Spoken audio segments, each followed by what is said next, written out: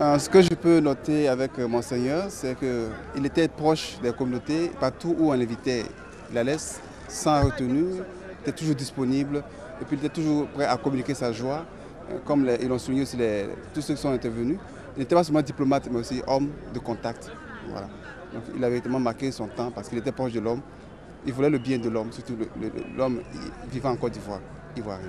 Nous prions en ce sens pour que cette mort ne soit pas une mort de plus vaine, mais qu'elle puisse nous apporter cette force-là de repartir en avant, de bâtir ensemble cette Côte d'Ivoire.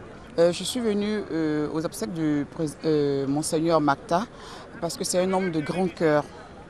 Il a beaucoup de bonnes idées, non seulement sur le plan politique, mais aussi sur le plan spirituel de l'Église surtout.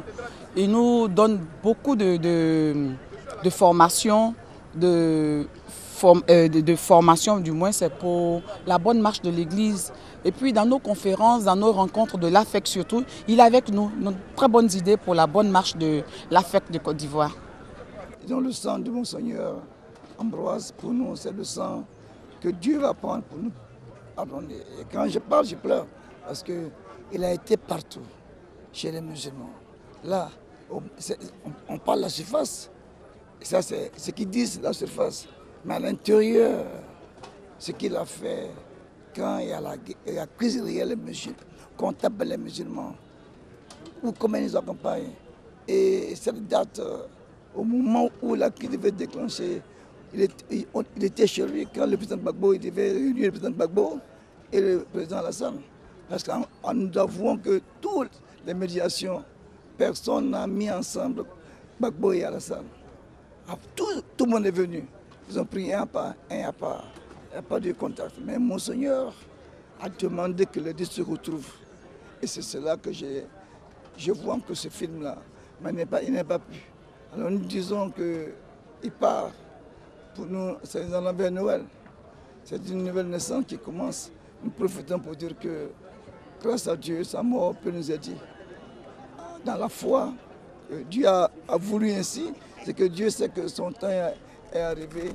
À Côte d'Ivoire, nous donne la paix.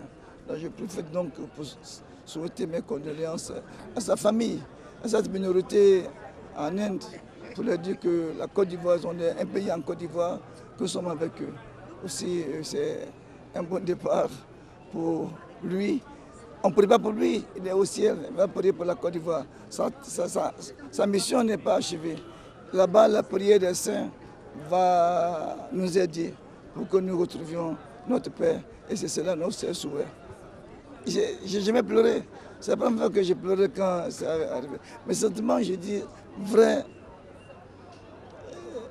si je ne côtoyais pas les musulmans, j'allais avoir ma foi un peu diminuée. Parce que les chrétiens, nous parlons. Quand l'homme arrive, on est abattu. C'est les musulmans qui disent que Dieu a donné, Dieu a retiré, comme Job l'a dit, mais ils le vivent. Donc mes sentiments, c'est qu'il est corporel. Son corps est parti. Mais Jésus est céleste. Jésus a vécu sur la terre. Nous sommes aujourd'hui le 13 décembre 2012. Jésus a vécu sur la terre. Mais quand Jésus est mort, il est devenu céleste. Donc maintenant qu'il va nous aider avec son corps céleste. Donc, puis ça plus fort pour nous aider dans le sentiment qu'il y a foi que demain, le corps céleste de Jésus-Christ, comme il croit en Jésus-Christ, le corps céleste de Christ va aider la Côte d'Ivoire à trouver la paix. Pour moi, c'est un frère, c'est un grand frère. Je suis plus âgé que lui, hein, mais au point de vue foi, la place qu'il occupe dans la religion, c'est un grand frère, il m'a beaucoup convaincu. Et je suis heureux qu'avec lui, on a continué le reste, parce que ces prières vont nous accompagner.